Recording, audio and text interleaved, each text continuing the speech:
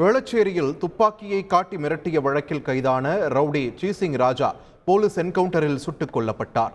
ஆந்திர மாநிலம் ராஜம்பேட்டையில் ரவுடி சீசிங் ராஜாவை தனிப்படை போலீசார் கைது செய்து சென்னைக்கு அழைத்து வந்தனர்.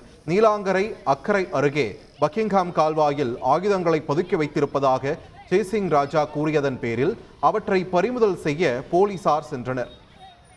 அப்போது அங்கு மறைத்து வைத்திருந்த கள்ள துப்பாக்கியை சீசிங் ராஜா எடுத்து போலீசாரை நோக்கி சுட்டதாகவும் 2 குண்டுகள் போலீஸ் வாகனத்தின் மீது பட்ட நிலையில் தற்காப்புக்காக ஆய்வாளர் விமல் துப்பாக்கியால் சுட்டதாக போலீஸ் தரப்பில் தெரிவிக்கப்பட்டுள்ளது.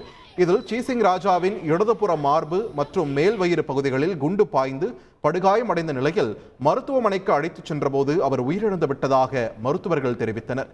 இதனையடுத்து சீசிங் ராஜாவின் உடல் பிரேத பரிசோதனைக்காக ராயப்பேட்டை அரசு மருத்துவமனைக்கு கொண்டு செல்லப்பட்டது. சென்னையில் கடந்த 6 நாட்களுக்குள் 2வது என்கவுண்டர் நடந்துள்ளது. கொலை, கொள்ளை உட்பட சட்டவிரோத செயல்களில் ஈடுபடும் நபர்கள் மீது உரிய சட்ட நடவடிக்கை மேற்கொள்ளப்படும் என்று சென்னை காவல் ஆணையர் அருண் எச்சரித்திருந்தார். கடந்த புதன்கிழமை பிரபல ரவுடி காக்காத்தோப்பு பாலாஜி போலீசாரால் சுட்டுக் கொல்லப்பட்ட நிலையில் நீலாங்கரை அருகே ரவுடி சீசிங் ராஜா என்கவுண்டரில் கொல்லப்பட்டார். சென்னை காவல் ஆணையராக அருண் பொறுப்பேற்றதில் இருந்து நடத்தப்பட்ட 3வது என்கவுண்டர் இது என்பது குறிப்பிடத்தக்கது. சென்னையில் என்கவுண்டர் செய்யப்பட்ட சீசிங் ராஜாவின் உடல் பிரேத பரிசோதனைக்காக ராயப்பேட்டை அரசு மருத்துவமனை பிணவறைக்கு கொண்டு செல்லப்பட்ட நிலையில் பலத்த போலீஸ் பாதுகாப்பு போடப்பட்டுள்ளது. சீசிங் ராஜாவின் உடலை காண வந்த உறவினர்கள் பிணவரை வளாகத்திற்கு வெளியே சாலையில் கதறி எழுதினர்.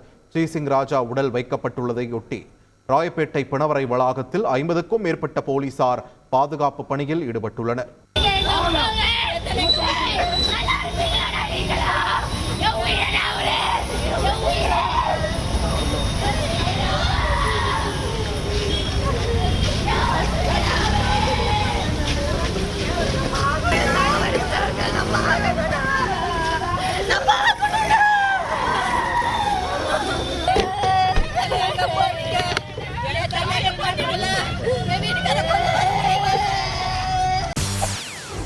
செய்திகளை உடனுக்குடன் தெரிந்து கொள்ள உடனே சப்ஸ்கிரைப் பண்ணுங்க.